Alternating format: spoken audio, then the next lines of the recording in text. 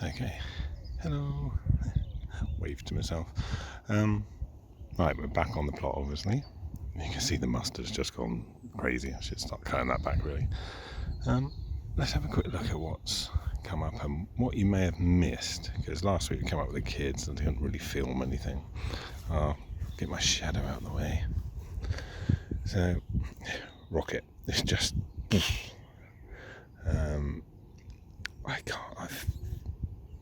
That's the chard, what's left of it, and I'll explain that in a moment. I think that's a big bit of chard over there. And then this is, I can't remember what that is, but it's irrelevant for now. And then we should have lettuce popping up here. Onions going fine. Now this, I asked my wife, I said, what did you plant here? And she said, broccoli. I was like, oh. I don't know if you can see through. Yeah, you can. You can just about see through the netting. What's happened is the pigeons have come along and just literally stripped it. So I've thrown this netting over it just to see if it'll come back to life. I doubt it. But one of the tragedies is the garlic. As you can see, broken. Unfortunately, the two elephant garlics seem to have survived. What I think's happened from paw prints and stuff is a fox has come through here having a good old laugh and just wrecked it all, which is a shame, because this is the first thing I planted here, and it's like, well, it happens, doesn't it? That's one of those things. My daughter's bed and my son's. So her carrots, you can see them all. Wow, they've really come up. What they're like underground, who knows? The lettuce are still going. I need to replant a couple.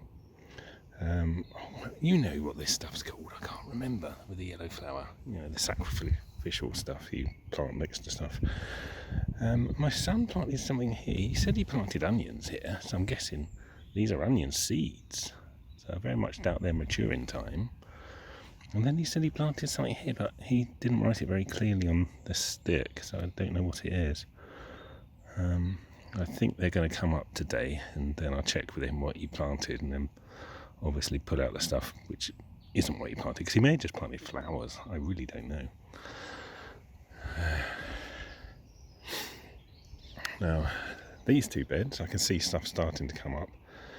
Corn at that end, carrots, and I think this was lettuce or something, I'm not sure. And then my wife's planted a load of things in this one again. Not 100% sure what she's planted. It looks like carrots up there, but I'm not too sure what she's planted here. She has written it in. Let's have a look, actually. It says squash. Well, good luck with that. Yeah, squash. So that'd be interesting if that comes out. Right, let's go and have a look at the wildflowers. Right, as you all know, this is the back of the plot where I said we were going to do wildflowers and sunflowers. So you can see the wildflowers at the front, they're all starting to come into bloom, which is brilliant. I didn't know they would come into so much bloom so quickly, sort of thing. So I'm really happy about that. The happy and few brambles I've been pulling out when I see them. I've not been digging them down, just hoping that they die off. And at the back, wow, they've started to come up. So these are all the sunflowers at the back. So I'm hoping they're going to really start to come out in the next week or two. And there's a mixture of jumbo ones and normal ones. So that's going to be really interesting.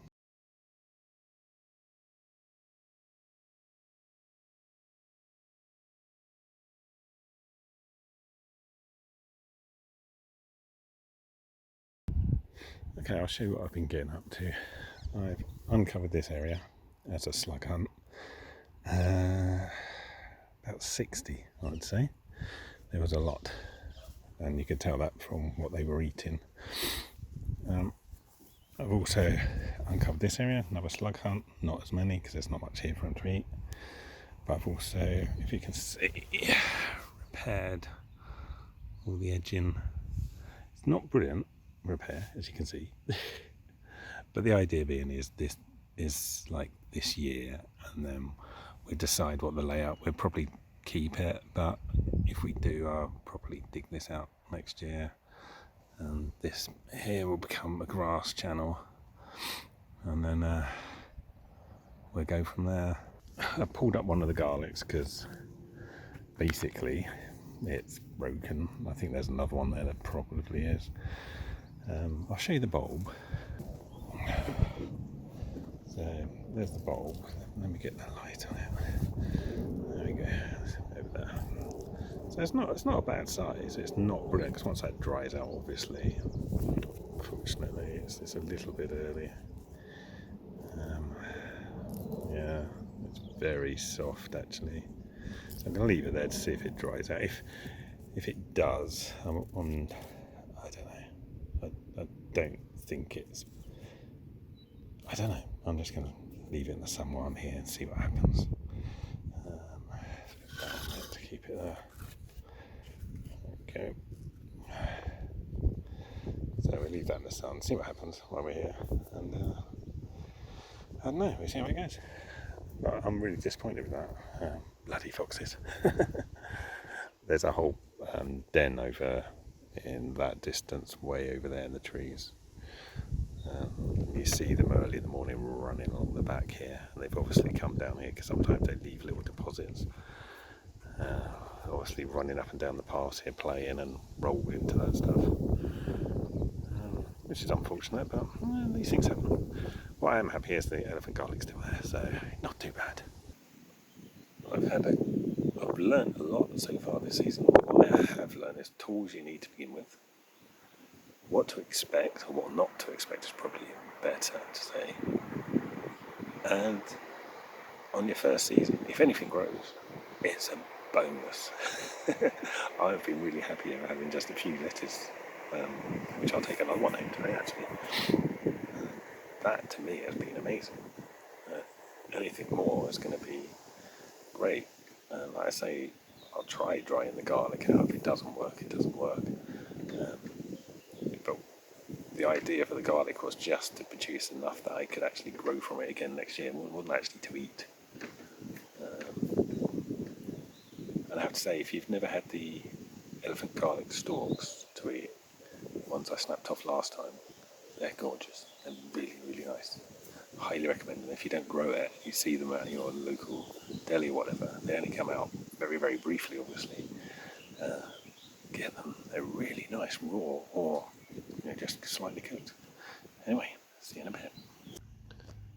Right, next job is to take away those bricks and edge it in. I'm using it with the final bits of scrap wood I can harvest from here. Unfortunately, it's the pain in the butt bits. But you can see, getting those blocks off without breaking this is time consuming because they've got 3 nails in each one that they're really sturdily put in.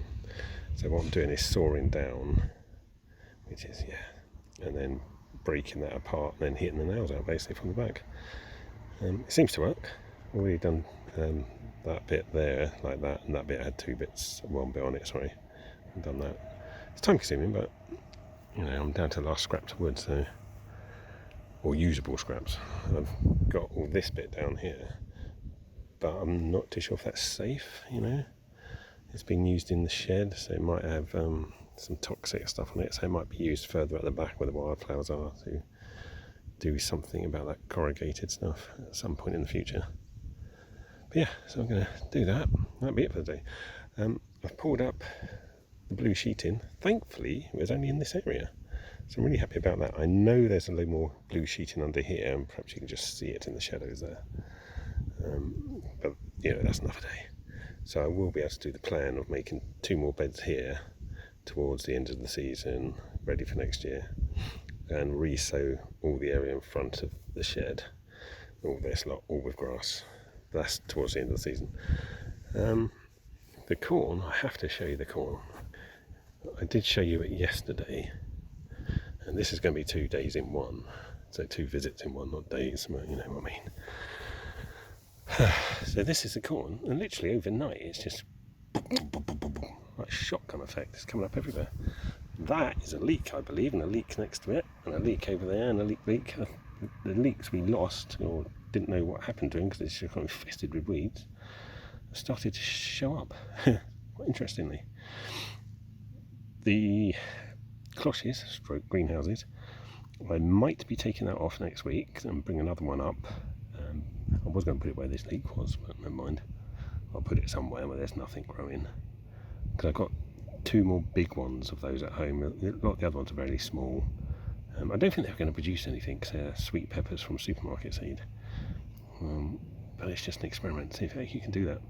The garlic, shamefully, if you look, I pulled out about 3 yesterday, and then 1, 2, 3 more have gone overnight. And so I say it's where the foxes have charged through it playing games, and they've destroyed those ones, they've snapped them. So I'm going to dig those ones out before I go. Actually, I should do that now, then I can lay them in the sun to dry off a bit. And I'll hang them up in the shed. I've got 3 hanging up in the shed already. And so that'll take it to 6. You can see that it's gone all yellow, it's had it, which is a shame. Well, here's the 2 garlics I had to pull out. The third one had already started to rot, and this one might be a bit, but I'll try it out, we'll see what happens. So that'd be 5 I got drying at home. I did a really bodge job on the wood. So there's 3 pieces I had to use to do that.